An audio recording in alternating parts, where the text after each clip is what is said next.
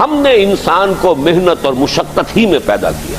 محنت، مشقت، تکلیف یہ ہر انسان کا مقدر ہے، کرنی ہی ہے. فرق صرف یہ ہوتا ہے کہ کسی کی مشقت اور محنت جسمانی زیادہ ہے، اینٹیں ڈھو رہا ہے غریب، کسی چلا رہا ہے. کسی کی محنت مشقت ذہنی زیادہ ہوتی ہے، بیٹھا ہوا تو ہے آرام کرسی پر، ریوالونگ چیئر ہے بڑی آرام دہ، لیکن اس کی جو ذہنی مشقت جو وہ کر رہا ہے. جو جسمانی مشقت کرتا ہے وہ رات کو پاؤں پھیلا کر سوتا ہے، چاہے روٹی بھی پوری نہ ملی ہو، لیکن اسے پتہ نہیں ہوتا رات کب گزر گئی.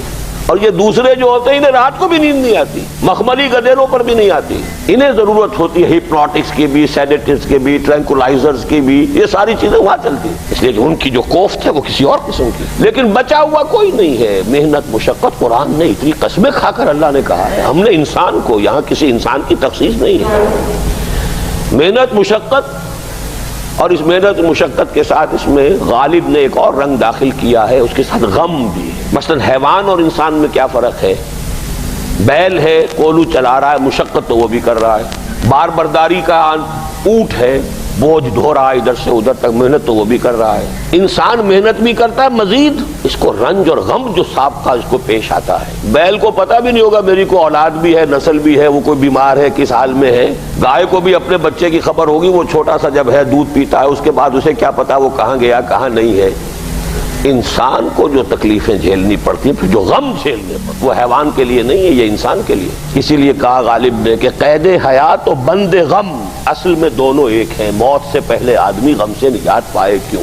تو یہ مشقت اور غم دونوں کو شامل کر لیجئے. انسان کا معاملہ حیوان سے بدتر ہے اس پہلو سے. کبھی کسی بیل کو، اونٹ کو وہ صدمہ نہیں ہوا ہوگا کہ بیٹا نے سینے تان کر کہا ابا جان آپ چھوڑیے، آپ کیا باتیں کرتے ہیں، آپ دقیانوسی باتیں کرتے ہیں، اب زمانے کا رنگ بدل گیا. وہ جو بوڑھے باپ کو جو اس وقت صدمہ پہنچتا ہے، یہی ہے وہ جس پر میں نے اپنی جوانی کھپائی ہے، جس میں میں نے اپنے آپ کو انویسٹ کیا ہے.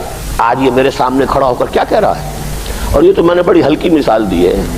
گالیاں دینے والے بھی ہیں، ماں باپ کو قتل کرنے والے بھی ہیں. مرتا نہیں ہے بڈھا کہ یہ مرے تو مجھے یہ ساری جائیداد ملے اور مجھے آزادی حاصل ہو. اے انسان، تجھے مشقت پر مشقت جھیلتے ہوئے، محنت پر محنت کرتے ہوئے ہی آگے بڑھنا ہے، اور پھر اپنے رب کے حضور میں پیش ہونا ہے. یہ اور مصیبت ہے. کسی اونٹ اور کسی بیل سے محاسبہ نہیں ہے وہاں. اس روز کہے گا کافر کاش میں مٹی ہوتا، انسان بنا ہی نہ ہوتا میں، جسے آج ہم بہت بڑا شرف سمجھ رہے ہیں، شرف انسانیت. کاش کہ میں مٹی ہوں، یہ انسان کی حیثیت مجھے دی ہی نہ جاتی کہ میں آج یہاں کھڑا ہوں جواب دے کے. حضور نے فرمایا کل نفس یغدو فبائع نفسہ فموتقها وموبقها. ہر انسان جب صبح آنکھ کھلتی ہے، رات کے سونے تک وہ اپنے آپ کو بیچتا ہے. کوئی جسمانی مشقت اپنی بیچ رہا ہے، شام کو 100 روپے لے کر آیا ہے، اس نے اپنی جسمانی محنت بیچی ہے نا. کسی نے اپنی ذہنی محنت، ذہنی صلاحیت بیچی ہے، چاہے وہ ڈاکٹر ہے، چاہے انجینئر ہے، کوئی اور ہے، وہ اپنی ذہنی صلاحیت بیچ رہا ہے بیٹھا ہوا اپنے کلینک میں، اپنے آفس میں. بائع نفسہ، اپنے آپ کو بیچتا ہے.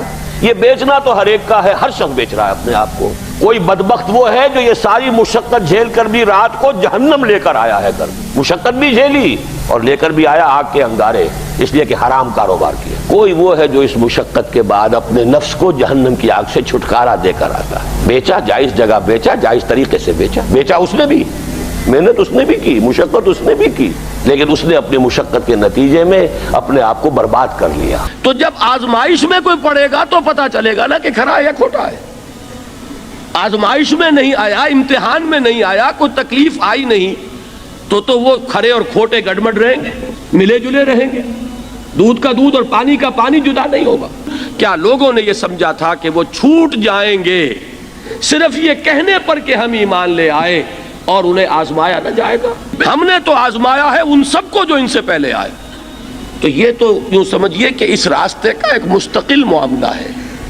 جو آئے سوچ سمجھ کر آئے کہ یہ شہادت گاہ الفت میں قدم رکھنا ہے. لوگ آسان سمجھتے ہیں مسلمان ہونا. جس نے کہا آمنت باللہ، ہم نے آزما لیا. سچ مچ کا یہ ہم پر ایمان کا دعوے دار ہے یا جھوٹ موٹ کا دعویٰ کر رہا ہے؟ یہ سچ مچ کا عاشق ہے یا جھوٹ موٹ کا عاشق ہے؟ ظاہر بات ہے کہ امتحان نہ ہو، آزمائش نہ ہو تو کیسے ان کے مابین تمیز ہوگی؟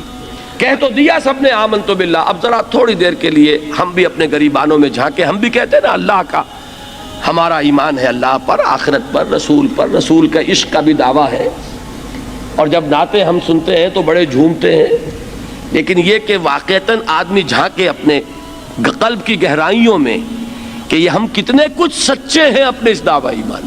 جہاں کوئی معاملہ آیا، اگر ہم اس دین کے اس حکم پر عمل کرتے ہیں تو اتنا نقصان ہوتا ہے، اس حکم کو پیچھے ڈال دیں تو اتنا نفع ہوتا ہے۔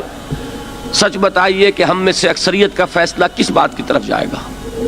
دین کا حکم پس پشت، دنیاوی مفاد وہ مقدم۔ تو معلوم ہو گیا کہ ہمارا یہ دعویٰ جو ہے اللہ پر ایمان کا اور آخرت کے یقین کا جھوٹا دعویٰ ہے۔ کیوں اللہ کی طرف سے یہ چیزیں آتی ہیں؟ دیکھو، کوئی مصیبت تم پر نہیں آ سکتی، نہیں آتی مگر اللہ کے اذن سے۔ وَمَن يُؤْمِن بِاللَّهِ، اور جو شخص اللہ پر ایمان رکھتا ہو، یہدِ قلبہ، اللہ اس کے دل کو ہدایت دے دیتا ہے، اس کے دل کو سکون عطا کر دیتا ہے، وہ راضی برضائے رب ہو جاتا ہے، اس میں شکوہ نہیں رہتا، اس میں شکایت نہیں ہوتی، اس میں تلخی نہیں ہوتی، کیوں ہو گیا، کیسے ہو گیا، کیوں ہو گیا، نہیں ہونا چاہیے، نہیں دیتے۔ یہ سارا جو پیچ آدمی کھاتا رہتا ہے نا، اندر ہی اندر وہ جو پیچ کھا رہا ہے، یہ سب پیچ سے نجات نہیں گئی۔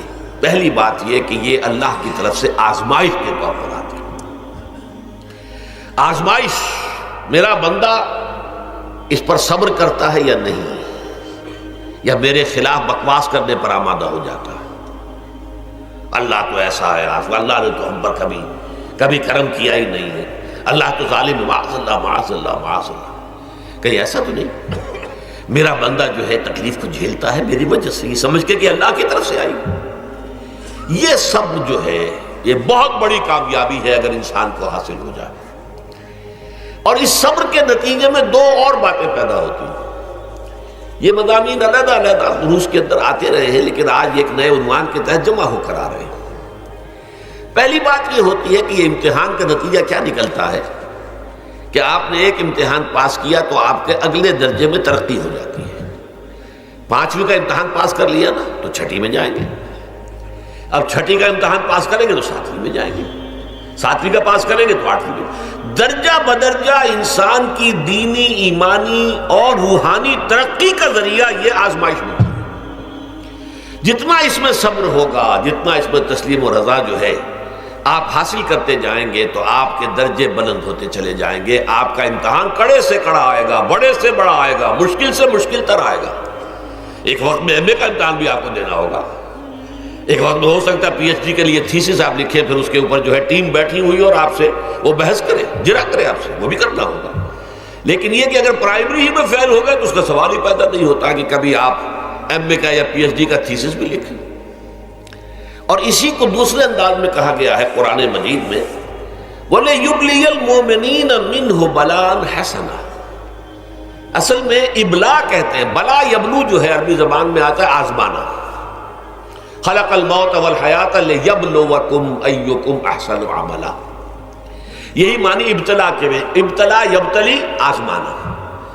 ابلا یبلی جو آتا ہے باب افعال سے، اس میں آتا ہے کسی کو کسی تکلیف میں ڈال کر اس کو نکھارنا، کہ اس کا جوہر نکھر جائے، اس کے اندر جو خیر ہے وہ اور چمک جائے، لوگوں کو بھی معلوم ہو جائے کہ یہ شخص اس مقام کا اہل ہے، اس کے اندر یہ صلاحیت ہے، اس میں یہ قوت موجود ہے۔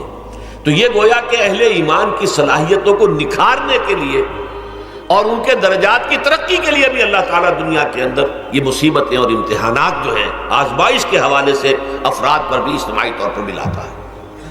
اور ایک اس کا اور بھی ہے، اہل ایمان پر اس طرح کے ابتلاء و آزمائش کی ایک نوعیت اور بھی ہے، اور وہ یہ ہے کہ جو بھی آپ سے غیر ارادی طور پر یا یہ کہ آپ نے کوئی گناہ ارادی طور پر بھی کر لیا، اللہ تعالیٰ اس کی سزا اسی دنیا میں دے کر آخرت کی سزا سے محفوظ کر دیتا۔